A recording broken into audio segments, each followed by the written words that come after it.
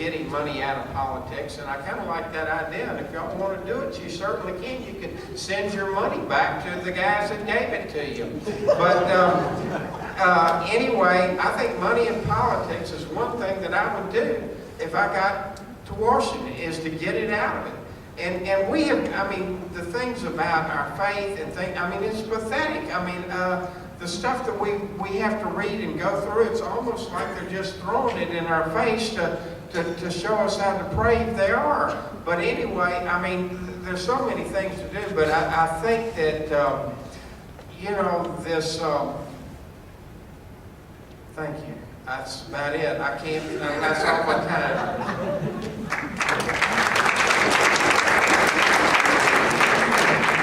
Okay, now, in closing, Mr. Rouser, you will be first for Senator Rouser. Mr. Pantano will be second, and Mr. Crow will be third. He was first, and now he's third. The Bible has fulfilled itself tonight. Who was first and last. Rouser likes to laugh sometimes when I say something biblical. I don't think he thinks I know anything, does he? I'm not going to comment. Well, let me say thank you to each of you who chose to come tonight and participate in our debate and to be here. That speaks a lot of you, and I appreciate that very much. You know, when I was growing up, I never thought anything about politics. You know, I was working on the farm in the summers not too far from here. As many of you have heard me say before, you know, my uncle gave me 8 rows of tobacco, and, you know, that was my income for the summer. I took that money, paid my way through school at NC State University, where I majored in ag business, ag econ, and chemistry. Never had any interest in politics until the summer of 1994, when I was in Prague, the Czech Republic. There were 60 students in this program, 10 of us from America and 50 from the former communist bloc. It struck me they knew more about America and its history and its purpose and its founding, and a whole lot more about the free enterprise system than we did.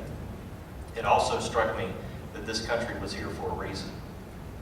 I was graduating in December of '94, right when the Republicans took control of the House and the Senate that November of '94. Had no money, no job, so I figured I had nothing to lose.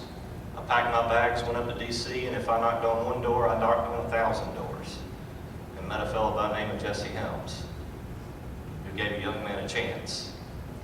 You know, it may be said that I've been part of the system, but I was on the right side, fighting for our liberty and our freedoms in Senator Helms' office.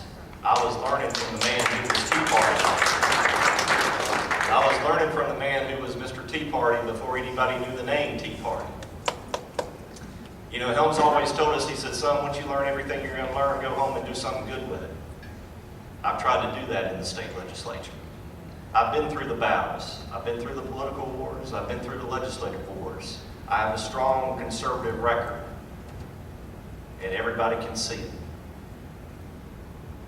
And I'll take that same mentality, that same dedication, that same work ethic, and that same training to Washington, and we'll turn this country around.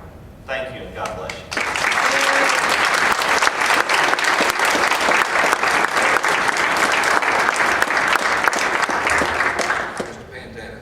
Well, friends, they say freedom is a lot like sausage. Everybody likes it, nobody wants to know how it's made. This is how it's made. It's you sitting, listening, being part of the process. Sometimes these conversations happen in somebody's home, sometimes in a coffee shop or a diner at the side of the road. Today, we're out here, we're appealing to you, we're appealing to your judgment about who is going to have the right set of experiences, the right set of goals, and the temerity and the heart to deliver on that promise. I'm running for Congress for 4 reasons. They're on this card, which I hope you'll take a look at. It's in the back of the room. The first is principled leadership.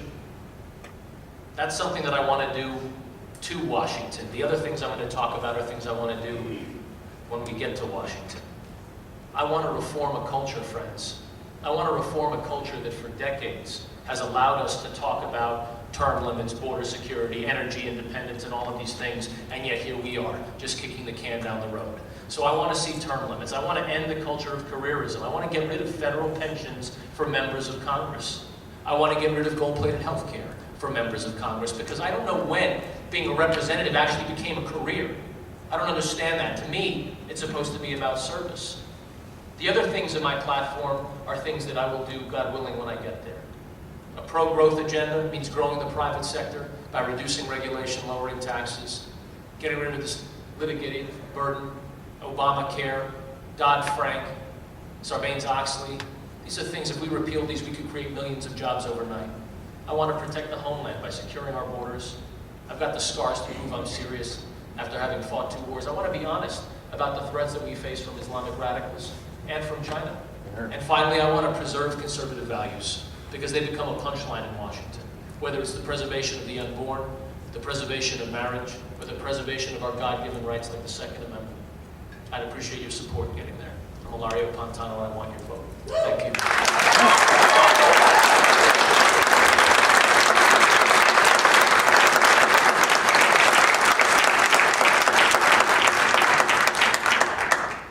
Thank you all very much. I've really enjoyed being here tonight. Notational value of interest rate swaps is approximately $247 trillion. Goldman banksters have drained local governments and the taxpayer $20 billion from their unregulated securities fraud confidence scheme. The Fed is an unconstitutional private corporation owned by individuals which loans money to the United States, charges the taxpayer interest approximately $400 billion in 2011. Goldman wants another unregulated tradable emissions derivative confidence gain and the government a carbon tax. HARP, a high-powered radio frequency transmitter facility operating in Alaska, could be responsible for and or simulating global warming. Eric Holder, Attorney General, states assassinating citizens is legal, constitutional. 2012 NDAA, Obama's National Defense Resources Executive Order, and the list of unconstitutional laws go on and on. The President will use unconstitutional military action against Syria and Iran.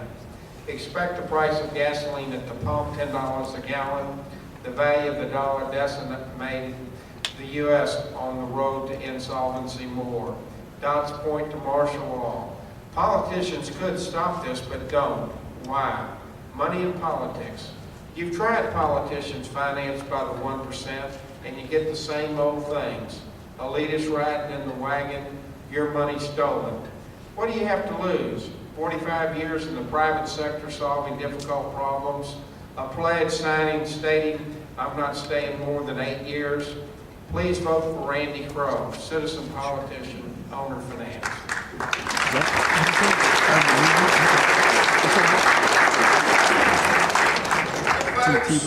Folks, all the people that don't know me and the ones that do, I have had a very good time tonight.